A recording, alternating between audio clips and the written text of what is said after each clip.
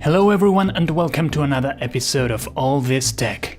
Today I'll be taking a look at an 8-bit video game console. But I'm not going to talk about no NES or Mega Drive. No. This is the Bitgame family video game system, a cheap Famicom clone, or famiclone as they call them, by the Bit Corporation, which was a Taiwanese game developer and console manufacturer. You will notice that all the text in this lovely box is in Spanish.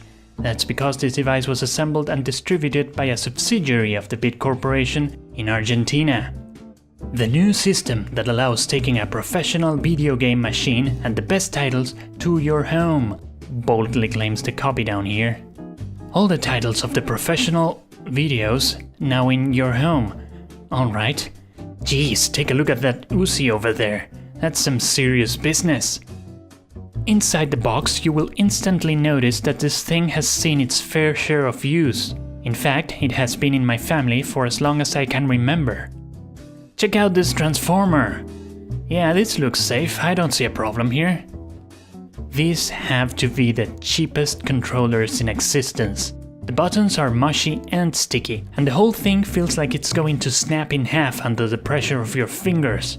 But they work, which is good. The console itself looks like a rather novel representation of the original Famicom, with a couple of obvious differences. The plastic seems strong and the whole thing appears to be quite robust. That, and the fact that it still works, is a testament to the surprisingly good build quality of this cheap device. I'd venture to say that this specific clone is quite rare, seeing how it's not super easy to get your hands on one like it. But the fact that there are countless Famicom clones of every shape, size and color certainly makes it a lot less special. Buried in the decaying styrofoam are the warranty and the instructions of the device, both in Spanish. The instructions come complete with the nonsensical scribbles of some child.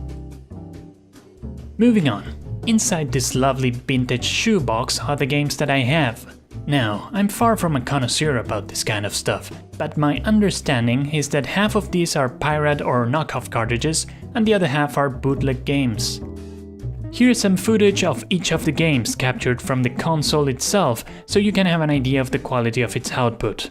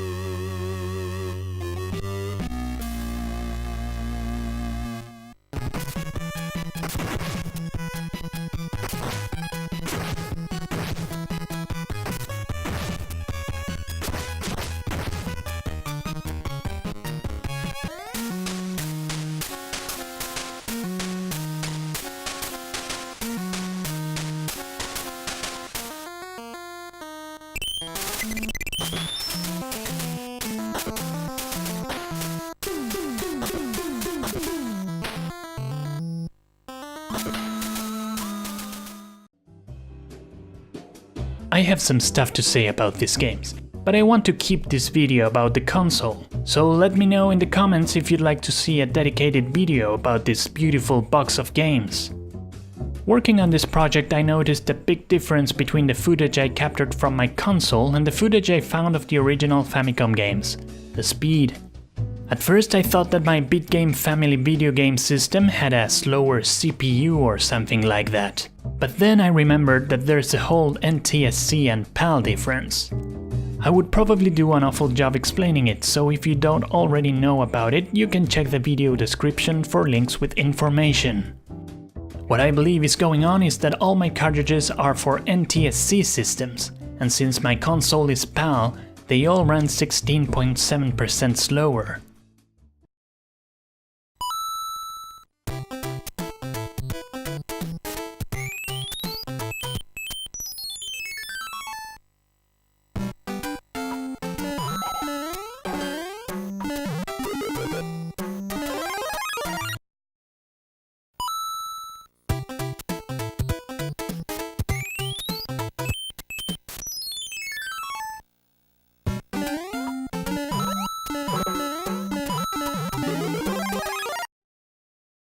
Although I'm not particularly curious about the insides of this thing, I decided to take it apart anyway, for anyone who might find it interesting. It should have been a rather easy process, but one of the screws was stuck and I completely destroyed its head, making it really difficult to unscrew. Persistence paid off in the end and I managed to get inside.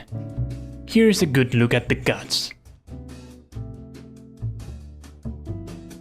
I was surprised to see some socketed chips, but doing some research I found that it's quite common amongst Famicom clones. Nothing like a simple, neatly arranged circuit board. I never get tired of looking at this kind of stuff. But enough about that, it's time to wrap up this video. The Bitgame family video game system is just another unit in a sea of cheap clones. Absolutely unremarkable, but definitely functional and surprisingly resistant. And that's all I have to say about it, so I hope you enjoyed my short analysis of this cheap but neat little thing. As always, have a nice one, and see you next time.